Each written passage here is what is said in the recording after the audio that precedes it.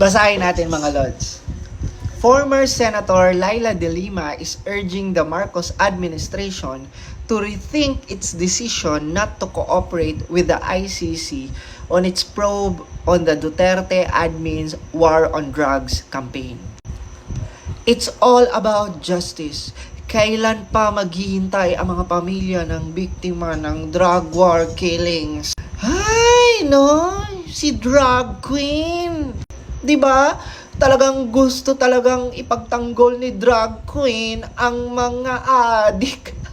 Diba nakakatawa itong mga anti-Duterte kasi kapit na kapit sila dun sa ICC kasi nga wala naman na silang magagawa, 'di ba? Kundi, 'di ba, doon na lang sila kakapit sa ICC, lalo na itong matandang 'to.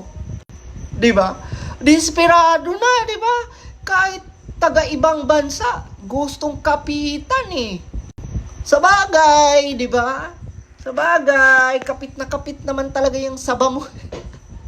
Ay, nako, so desperate. So, De Lima, humingi ka ng justice para sa mga napatay sa war on drugs. Halos naman lahat doon may connection sa droga. Ha? At mga adik. Pero ang kapal ng mukha mo, hindi ka humingi ng hustisya. 'Di ba? Hindi ka humingi ng hustisya para sa mga inosenteng kababayan natin na pinatay ng mga adik, ni-rape ng mga adik, pinagsamantalahan ng mga adik, at hindi ka humingi ng hustisya para sa mga nalulong sa droga at nabaliw na dahil dyan sa droga na yan na dapat alisin, tanggalin, at dapat takutin ang mga tao at ang mga Pilipinong gumamit ng droga. Pero paano matatakot ang mamamayang Pilipino? Andyan ka na pinoprotektahan ang mga adik.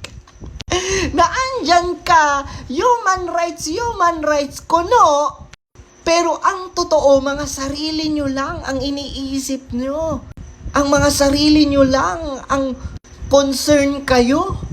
And kung ibabalik, ay nako, mas pipiliin ko yung war on drugs dati. At least, takot ang mga taong gumamit ng droga. Takot ang mga taong mag-commit ng krimen. Ngayon, wala eh. Nakalaya pa ang mastermind.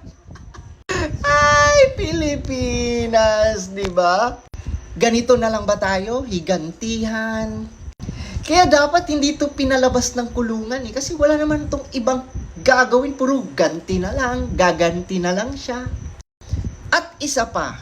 Alam nyo mga lords, bakit sila nagkakaganyan? Wala na kasi talaga silang kaamor-amor sa tao. Katulad nito. Pag ito tatakbo to, hindi naman na ito mananalo. Kaya, ang ginagawa nitong matandang to, tabla-tabla na lang. 'Di ba? Hindi naman na to mananalo eh. Kaya ngayon, naghanap na lang ng mali, ng pagkukulang. Naghanap na lang ito ng tiyempo para makaganti.